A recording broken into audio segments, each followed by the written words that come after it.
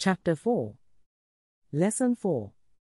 The History of Taxes and the Power of Corporations. My rich dad just played the game smart, and he did it through corporations, the biggest secret of the rich. I remember in school being told the story of Robin Hood and his merry men. My teacher thought it was a wonderful story of a romantic hero who robbed from the rich and gave to the poor. My rich dad did not see Robin Hood as a hero. He called Robin Hood a crook.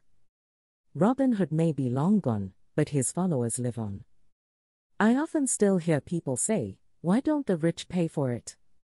Or the rich should pay more in taxes and give it to the poor. It is this Robin Hood fantasy, or taking from the rich to give to the poor, that has caused the most pain for the poor and the middle class.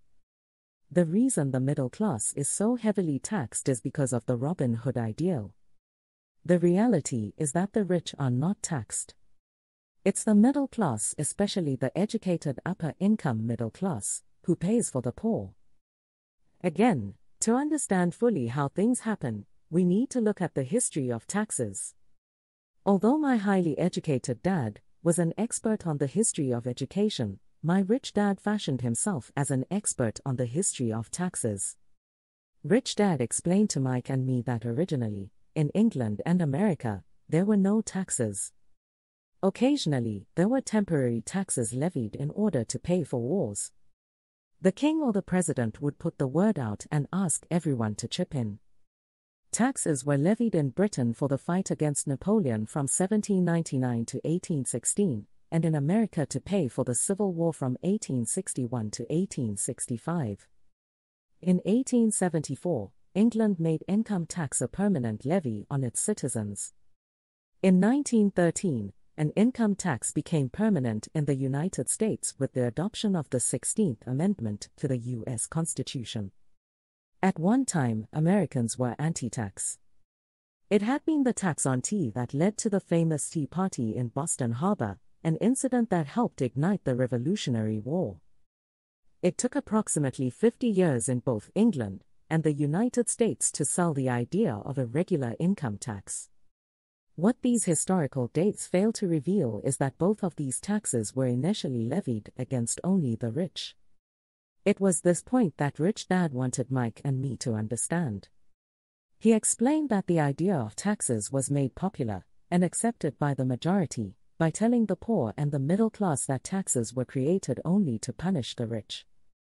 This is how the masses voted for the law, and it became constitutionally legal. Although it was intended to punish the rich, in reality it wound up punishing the very people who voted for it, the poor and middle class. Once government got a taste of money, its appetite grew, said Rich Dad. Your dad and I are exactly opposite. He's a government bureaucrat and I am a capitalist. We get paid, and our success is measured on opposite behaviors. He gets paid to spend money and hire people. The more he spends and the more people he hires, the larger his organization becomes. In the government, a large organization is a respected organization. On the other hand, within my organization, the fewer people I hire and the less money I spend, the more I am respected by my investors. That's why I don't like government people. They have different objectives than most business people. As the government grows, more and more tax dollars are needed to support it. My educated dad sincerely believed that government should help people. He loved John F. Kennedy, and especially the idea of the Peace Corps. He loved the idea so much that both he and my mom worked for the Peace Corps, training volunteers to go to Malaysia, Thailand, and the Philippines. He always strived for additional grants and budget increases, so he could hire more people, both in his job with the Education Department and in the Peace Corps. From the time I was about 10 years old, I would hear from my rich dad that government workers were a pack of lazy thieves, and from my poor dad I would hear how the rich were greedy crooks who should be made to pay more taxes. Both sides had valid points.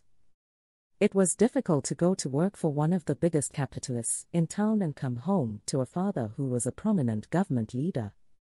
It was not easy to know which dad to believe. Yet when you study the history of taxes, an interesting perspective emerges. As I said, the passage of taxes was only possible because the masses believed in the Robin Hood theory of economics. Take from the rich and give to everyone else. The problem was that the government's appetite for money was so great that taxes soon needed to be levied on the middle class, and from there it kept trickling down. However, the rich saw an opportunity, because they don't play by the same set of rules.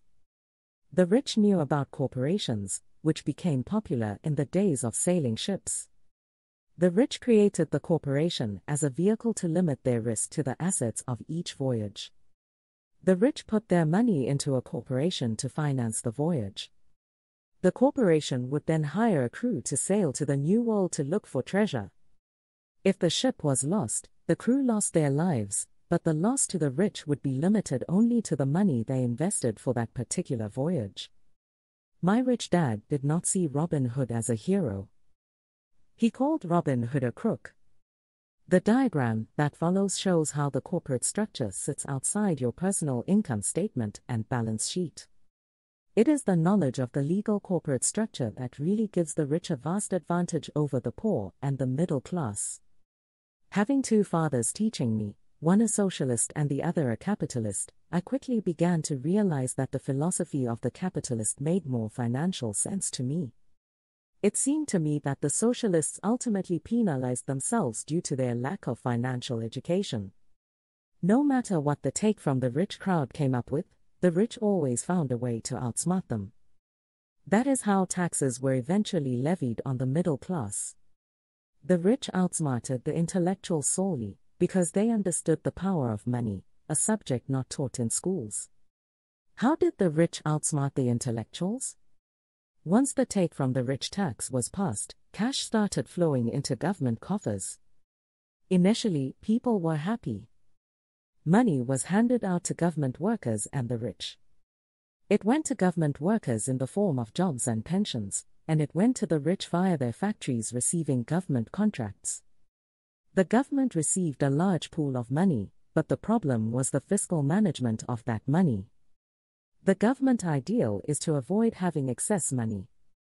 If you fail to spend your allotted funds, you risk losing it in the next budget.